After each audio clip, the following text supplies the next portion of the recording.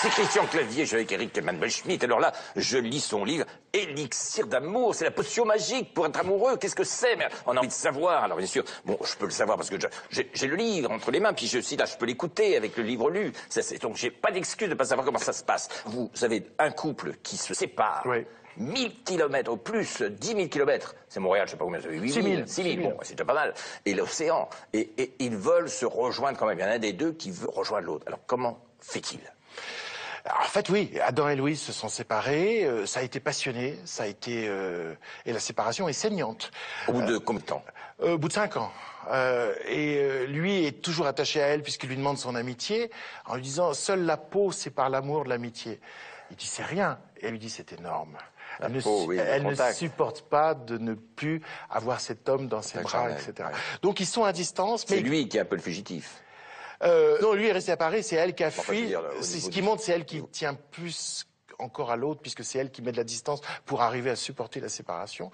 Et en même temps, ils s'écrivent tous les jours, ils font des emails. Et il y a parce que l'entente psychologique fonctionne. Voilà. C'est-à-dire, en fait, le problème de l'amour, c'est que c'est un mot qui désigne deux pays. Hein. Il y a le pays du désir et puis il y a le pays du sentiment. Alors le pays du désir, ça dure le temps que ça dure, voilà, c'est furtif.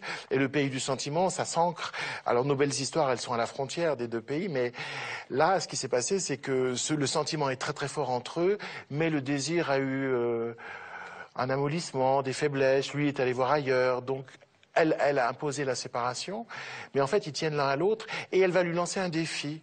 Elle va lui dire, au fond, est-ce que ça existe, l'élixir d'amour, c'est-à-dire la potion qui rend l'autre amoureux, ou plutôt le comportement qui, à coup sûr, rend l'autre amoureux? Et en fait, lui va lui dire, si, j'ai trouvé.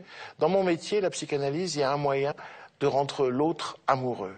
Et elle va le défier de le faire. Bon, c'est l'élixir d'amour d'Eric Emmanuel Schmitt, toujours très passionnant. Et puis, vous pouvez écouter ce livre.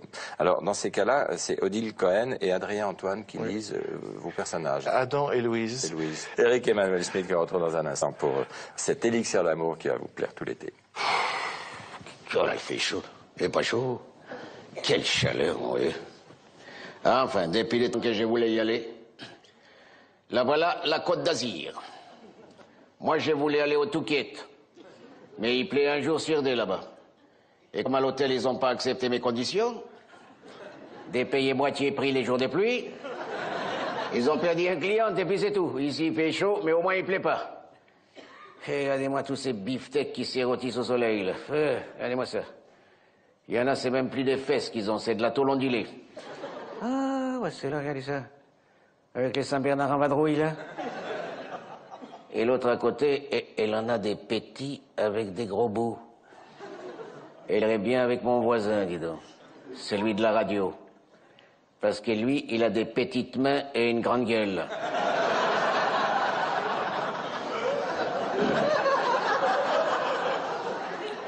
Et dis donc, qu'est-ce qu'il a à ces médecins devant moi, celui-là? Il n'y a pas des seins à voir ailleurs? Non, mais semblable que j'étais là avant lui, hein. Comment?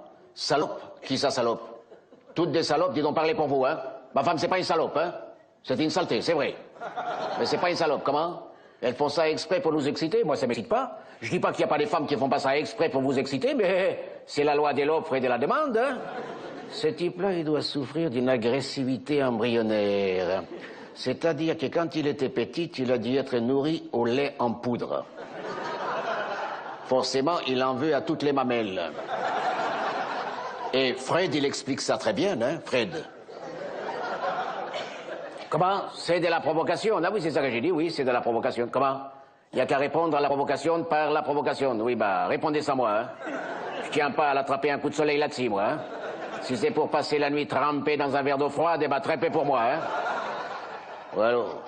Mais c'est vrai que c'est une incitation dans la débauche. Faudra pas s'étonner si après ça, il y en aura 3 fois plus de veuves du 3e âge que de veufs. Et pourtant, il n'y a pas de guerre en France. Ça vient de quoi? Tout simplement que c'est un grand docteur qui me l'a dit. Que le cœur a des milliers de fibres, des petites fibres. Et chaque fois que l'homme fait la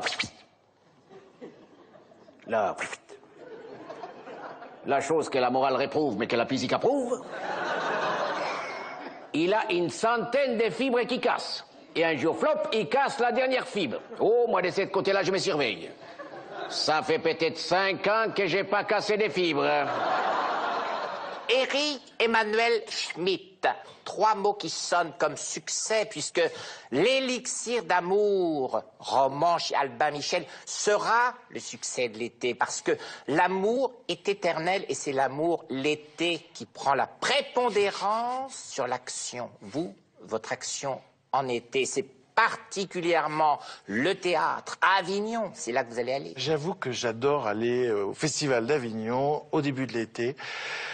Parce que j'ai vraiment l'impression d'être, d'être un Schtroumpf qui a trouvé le village des Schtroumpfs, enfin. C'est-à-dire, je suis dans une ville où tout le monde ne pense qu'au théâtre, où les spectateurs courent d'une salle à une autre. Tout le monde échange sur les spectacles qu'on voit. J'en vois 4-5 par jour. On vous harcèle pas au milieu de ces scènes? Est-ce qu'il n'y a pas des gens comme M. Schmitt? Si, c'est les droits, vous n'allez pas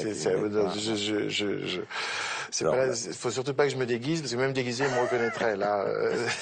Alors donc, bon, les vacances, ça va être un peu plus tard, après à Avignon, parce qu'Avignon, c'est du plaisir, mais c'est aussi un petit peu du professionnalisme, non?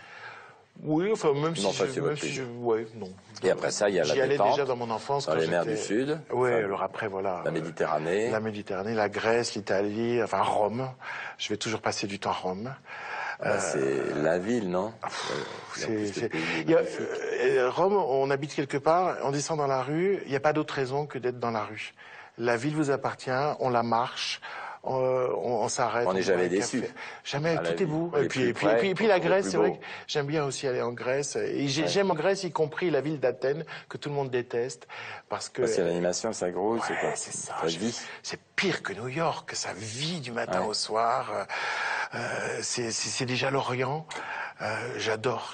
Alors, l'élixir d'amour, c'est votre dernier roman, et vous pouvez aussi bien le retrouver sur ces 2 audios libres avec Odile Cohen et Adrien-Antoine pour les voix de ces 2 personnages, Adam et Louise, qui sont les nouveaux héros d'Éric Emmanuel Schmitt. Merci beaucoup d'être passé avant vos vacances. Les 3 pétés cochonnes, ils étaient